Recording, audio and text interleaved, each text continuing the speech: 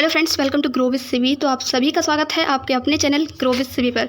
तो आज हमारी मैथ्स पेपर 2 की 7th क्लास की 7वीं क्लास है ये, जिसमें हम 2022 से 2023 से रिसेंटली आपको जो एग्जाम हुआ है ना, उसमें जितने भी आपके शिफ्ट वाइज डेट वाइज जो आपके क्वेश्चन पेपर हैं, वो सारे क्वेश्चन पेपर मैथ्स पेपर 2 के हम सॉल्व कर रहे हैं। ठीक है, ये 7वीं क्लास है कि इससे पहले 6 क्लासेस आपकी मैथ्स पेपर 2 की कंप्लीट हो चुकी हैं। डेट वाइज हम कर रहे हैं। तो ये जो 6 क्लासेस हैं आपको कहाँ मिलेंगी, तो देखिए मैंने मैथ्स पेपर 2 की प्लेलिस्ट बना दी है, वहाँ पर जाकर आप सारी वीडियोस को वॉच कर सकते हो अगर आपसे कोई भी वीडियो मिस हुई है तो। ठीक है, आज के क्वेश्चंस को स्टार्ट करते हैं। तो देखिए मैं उससे पहले आपको बता दूँ कि किस शिफ्ट का करेंगे आज हम। तो आज हम करेंगे 4 फरवरी 2023 में पूछे जाने वाले मैथ्स पेपर 2 के सारे क्वेश्चन। ठीक है, तो स्टार्ट करते हैं क्वेश्चन नंबर 1 से। एक सेकेंड। क्वेश्चन नंबर 1 क्या है, निम्न में से कौन सा कथन असत्य है। ये बताना आपको which of the following is incorrect. इनमें से कौन सा कथन जो है गलत है। तो देखिए जब भी आपके पास ऐसे आए कि इसमें से कौन सा कथन गलत है, तो सबसे इजी जो आपको लग रहा हो ना सॉल्व करने में, सबसे पहले उसको सॉल्व करना। हो सकता है इजी सॉल्व करके आपको उसका आंसर मिल जाए। तो देखिए ऑप्शन नंबर 4 है ना, वो हमें यहाँ सबसे ईजी लग रहा है। ठीक है, परमेय संख्याओं 5/7 और 3/8 का अंतर 17/56 है। इनको माइनस कर लेंगे तो देख लेंगे क्या इतना है इसका अंतर। तो देखिए 5/7 माइनस का 3/8, इसको हम जब सॉल्व करेंगे तो नीचे आपका कितना आ जाएगा 8×7 = 56। ठीक है, क्रॉस मल्टीप्लाई कर दिया 8×5 = 40 माइनस 7 आपका हो गया 21। ठीक, अब 40 में से जब आपका 21 आएगा तो कितना बचेगा 19/56। तो देखिए ये आ रहा है आपका 19/56 और ये कह रहे हैं इसका अंतर है 17/56। तो यही हमारा हो गया राइट आंसर ऑप्शन नंबर 4। हमसे यही पूछा था कि इसमें से कौन सा गलत है, तो यही स्टेटमेंट गलत है। नेक्स्ट क्वेश्चन देख लेते हैं। नेक्स्ट क्वेश्चन है, निम्न में से कौन सा कथन असत्य है, यानी कि इनमें से कौन सा कथन असत्य है। फिर से आपको वही पूछा है। शून्य न्यूनतम पूर्ण संख्या है। ठीक है, और इस ये जो संख्या है इसका पूर्ववर्ती इतना है। सभी प्राकृत संख्याएं पूर्ण संख्या होती हैं। एक 2 अंकों की संख्या का परवर्ती सदैव 1 2 अंकों की संख्या होती है। तो देखिए ये फोर्स वाला स्टेटमेंट है, हम इसको बहुत अच्छे से कर सकते हैं। अगर ये क्या कह रहा है कि 2 अंकों की जो संख्या होती है उसका जो परवर्ती होता है वो हमेशा 2 अंकों की संख्या होता है। ठीक है, तो देखिए हमने ये देख लिया 99 का परवर्ती क्या होगा। परवर्ती का मतलब होता है उस संख्या में एक जोड़ना, पूर्ववर्ती का मतलब होता है उस संख्या में एक घटाना। ठीक है, 99 में अगर हम 1 प्लस करते हैं तो क्या आएगा 100, जो कि कितने अंकों की संख्या है 3 अंकों की। और ये क्या कह रहे हैं कि सदैव यानी हमेशा 1 2 अंकों की संख्या होती है। तो यही हमारा कथन बिल्कुल सही हो जाएगा ऑप्शन नंबर 4। यही हमसे पूछा है कि इनमें से कौन सा कथन गलत है। ठीक है, वैसे भी देखिए अगर आपको कोई चीज़ ऐसे दे रखा है ना कि ये चीज़ हमेशा सही होती है, वो मोस्टली गलत ही होती है।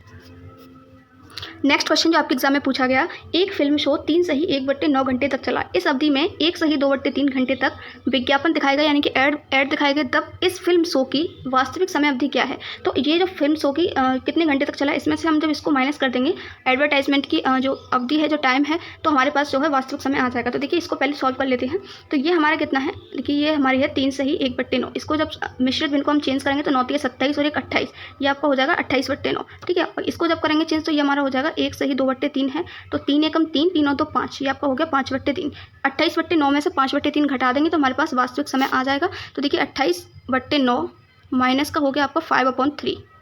ठीक, इसका कर लेते हैं क्रॉस मल्टीप्लाई या फिर इसका एलसीएम ले लेते हैं। तो देखिए 9 यहाँ पर एलसीएम हो जाएगा, 9 एलसीएम हो जाएगा तो यहाँ बचेगा आपका 28 माइनस 9 यहाँ पर मल्टीप्लाई करेंगे तो यहाँ बचेगा आपका 5 × 3 5 × 3 = 15। ठीक, 28 में से 15 जाएगा आपका कितना आ जाएगा, 28 में से 15 जाएगा तो यहाँ बचेगा आपका 13, तो ये हो जाएगा 13/9। ठीक, अब देखिए इसको मिश्रित भिन्न में चेंज करना है तो 13 में 9 से डिवाइड कर देते हैं। 9 से डिवाइड करेंगे 13 में तो ये आपका हो जाएगा 9 एकम 9, 13 में से 9 गया आपका बचा 4, तो 1 सही 4/9 इसका हो जाएगा बिल्कुल करेक्ट आंसर। तो ऑप्शन नंबर जो 1 है आपका यहाँ पर बिल्कुल सही हो जाएगा। नेक्स्ट क्वेश्चन देख लेते हैं। नेक्स्ट क्वेश्चन है, बीजी व्यंजक बराबर है, यानी कि ये आपको सॉल्व करना है, बताना है कि ये किसके बराबर है। ठीक है, तो देखिए यहाँ पर कुछ नहीं करना है आपको, जस्ट इसका होल स्क्वायर खोल देना है। a + b का होल स्क्वायर क्या होता है, तो वो होता है a², तो ये हमारा हो जाएगा x² y² प्लस b², तो ये हो जाएगा y² z² प्लस 2ab, तो ये हमारा हो जाएगा 2x y² और z। ठीक है, माइनस का 2x y² z। तो देखिए ये माइनस का है, ये प्लस का है, तो ये आपस में कैंसिल हो जाएगा। हमारे पास बचा x² y² plus y² z²। तो ऑप्शन नंबर जो आपका 2 है वो यहाँ पर बिल्कुल करेक्ट हो जाएगा। नेक्स्ट क्वेश्चन जो आपके एग्जाम में पूछा गया, बीजी व्यंजक 4/3a - 3/4b का होल स्क्वायर प्लस 2ab का मान बराबर है। तो इसको सॉल्व कर लेते हैं। देखिए यहाँ हम लगा देंगे a - b का होल स्क्वायर, तो ये हमारा हो जाएगा a² प्लस b² - 2ab। ठीक है, तो a² करेंगे तो हमारा कितना आ जाएगा 16/9 a² प्लस b², तो ये हमारा हो जाएगा 16 b² माइनस का 2ab। ठीक है, माइनस का 2ab आएगा तो माइनस का 2a कितना है, तो ये हो जाएगा 4/3a इंटू b, तो ये हमारा हो जाएगा 3/4 इंटू b।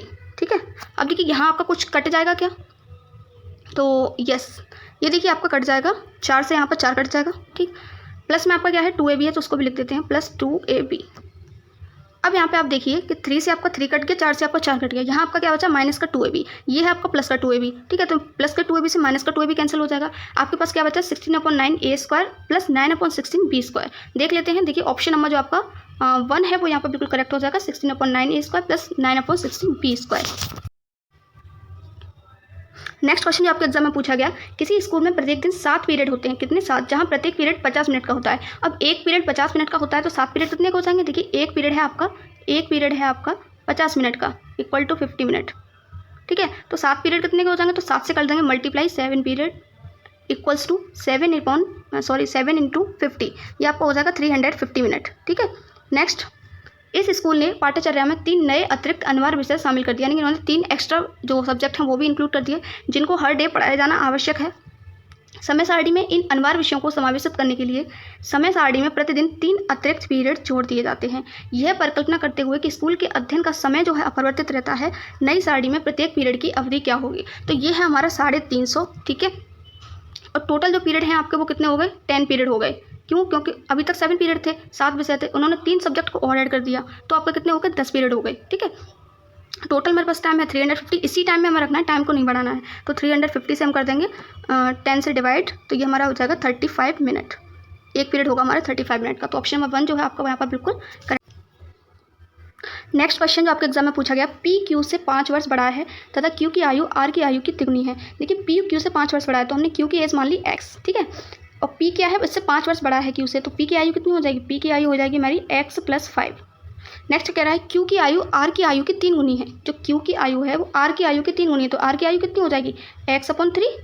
ठीक है, क्योंकि क्यू की आयु आर की आयु की 3 गुनी कह रहा है, तो जब आर की आयु की 3 गुनी करेंगे हम इसको, तो 3 से 3 कट जाएगा, तो क्यू की आयु x से आ जाएगी, तो आर की एज कितनी हो जाएगी x/3। यदि पी की आर की आयु का कुल योग 47 है तो पी की आयु वर्षों में कितनी होगी, तो इनका योग कर लेते हैं, तो ये हमारा हो जाएगा x + 5 प्लस x/3, इसका योग कितना दे रखा है, तो 47 दे रखा है। ठीक है, इसको जोड़ लेते हैं, तो x + x कितना हो जाएगा 2x, ये हो जाएगा 2x प्लस x/3।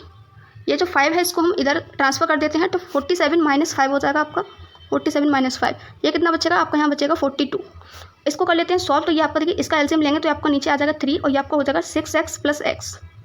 ठीक है, अब एक सेकेंड, इसको मैं कर देती हूँ ऊपर, यहाँ पर हो जाएगा आपको देखिए 6x + x हो जाएगा 7x, ये आपका हो जाएगा 7x इक्वल्स टू 3, आपका देखिए इधर मल्टीप्लाई हो जाएगा, तो 42 × 3, 42 का 3 मल्टीप्लाई करेंगे, 3 दूनी 6 और 4 आपका हो गया 12, ये आपका 126 आ गया। x इक्वल्स टू 126/7, ये आपका कितनी बार कट जाएगा, तो ये आपका कट जाएगा 7 एकम 7 और ये आपका हो गया 7 8 56, यानी x इक्वल्स टू आ गया आपका 18। हमसे किसकी एज पूछी है, तो p की आयु पूछी है, p कितना है x + 5, तो 18 में 5 प्लस कर देंगे तो 19 20 21 22 23, यानी p इक्वल्स टू आपका 23 आ जाएगी p की एज, तो ऑप्शन नंबर 4 है आपका यहाँ पर बिल्कुल करेक्ट हो जाएगा।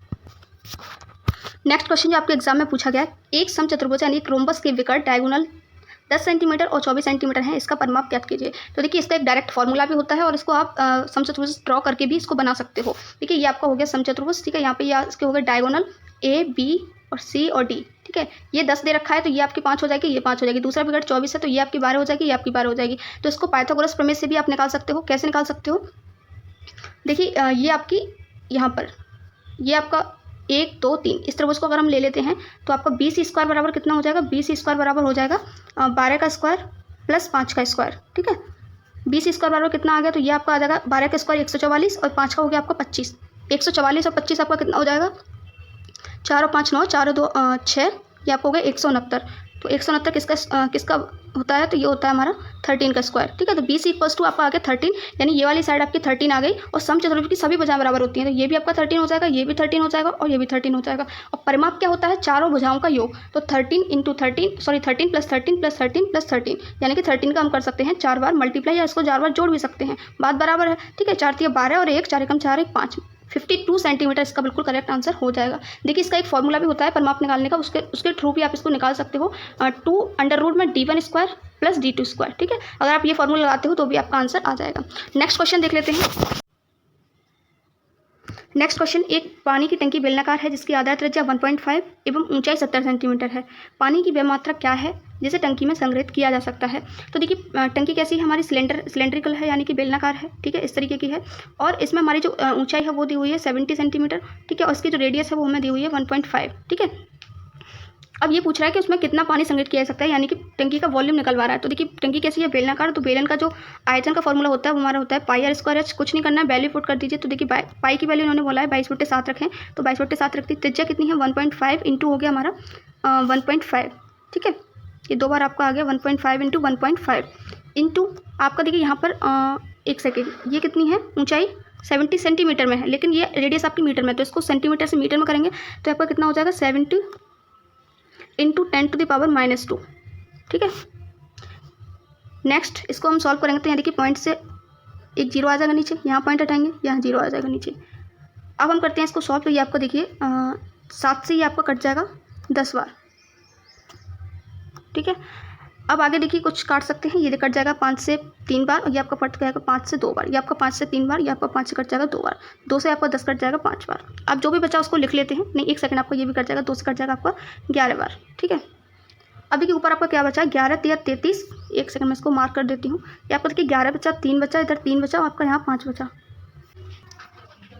अब देखिए हमारे पास क्या बचा, एक तो 11 बचा, इंटू आपका 3 था, इंटू 3 इंटू 5, यानी कि आपका 11 दिया होगा 33 और 3 पंजे हो गया आपका 15, यानी 33 का जब हम 15 से मल्टीप्लाई करेंगे तो आपको कितना आ जाएगा 15 × 3 = 45, यानी 5 4 15 × 3 = 45 4 495 49, ठीक है, 495 आ गया, इंटू आपका बचा था 10⁻², ठीक है। अब देखिए 495 इंटू 10⁻² है, इसका मतलब हम इसका क्या लिख सकते हैं, इसको हम लिख सकते हैं 4.95, ठीक। अब हम इसको कर लेते हैं, ये देखिए हमारा किस में आया है, ये हमारा मीटर में आया है, ठीक। अब हमें निकालना किस में है, लीटर में निकालना है, तो हम इसको कर लेते हैं मीटर से लीटर में चेंज। तो मीटर से लीटर में चेंज करने के लिए देखिए 1 मीटर में होता है आपका 1000 लीटर, ठीक है, और हमारा आया था 4.9 मीटर, तो 1000 से इसमें कर देते हैं मल्टीप्लाई, तो ये हमारा हो जाएगा 4.95 इंटू 1000।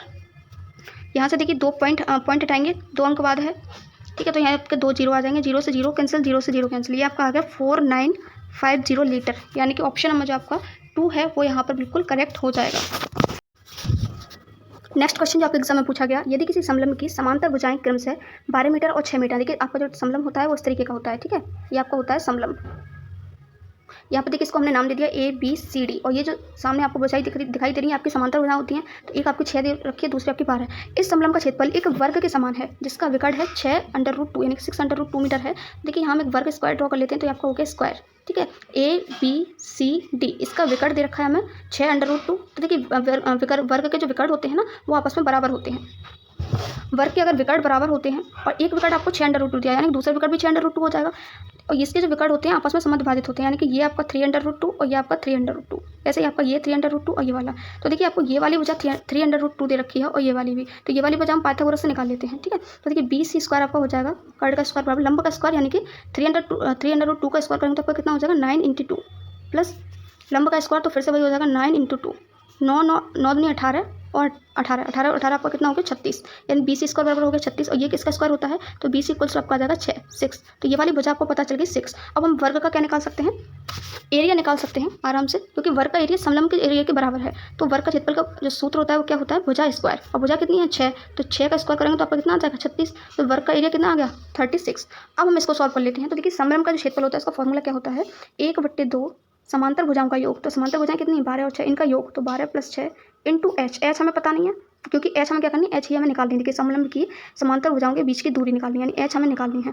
एरिया कितना निकल के आया था अभी वर्ग का, तो 36 निकल के आया, ठीक है। अब इसको हम कर लेते हैं सॉल्व, तो देखिए इसको सॉल्व करेंगे 2 का इधर आपको मल्टीप्लाई 1 सेकंड बाद में कर लेते हैं इसको, ये आपका हो जाएगा देखिए 1/2, 12 और 6 आपका कितना हो जाएगा 18, ठीक है, ये आपका हो गया 18 इंटू H इक्वल्स टू आपका हो गया 36, 2 से आपका 18 कट जाएगा 9 बार, और 9 से आपका 36 कट जाएगा 4 बार, यानी H इक्वल्स टू आपका आ गया 4 मीटर। कितना इजी क्वेश्चन था, बस थोड़ा सा आपको माइंड लगाना था, तो ऑप्शन नंबर जो 1 है वो आपका बिल्कुल यहाँ पर करेक्ट हो जाएगा। नेक्स्ट क्वेश्चन, 10 लड़कियों की लंबाइयों के आंकड़े जो सेंटीमीटर में मापी गई हैं निम्न है, यानी कि कुछ आंकड़े दिए गए हैं आपको, माध्य लंबाई से अधिक लंबाई वाली लड़कियों की संख्या आपको निकालनी है। तो सबसे पहले हमें इसका माध्य निकालना पड़ेगा। माध्य निकालने का फॉर्मूला क्या होता है, जितने भी नंबर्स आपको दिए गए हैं उनको जोड़ना, ठीक है। तो कितने नंबर्स हैं आपके, ये जितने भी नंबर्स हैं इन सभी को जोड़ लेते हैं, तो देखिए इन सभी को हम ऐड करेंगे तो हमारा आएगा 1414, ठीक है।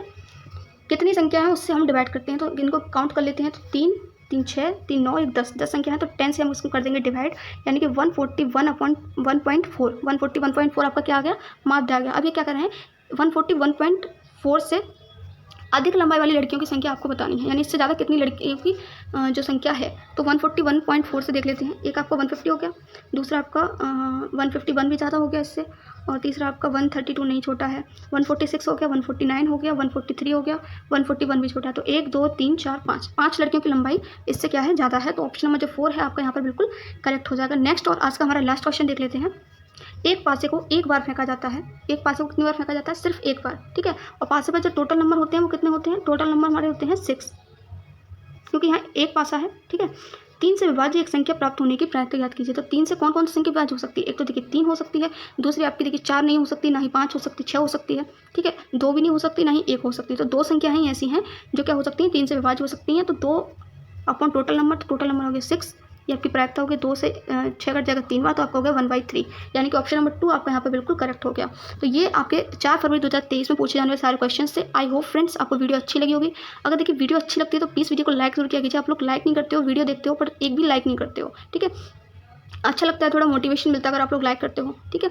और वीडियो को शेयर जरूर करना, जैसे और भी लोगों की हेल्प हो सके। Thank you so much for watching this video.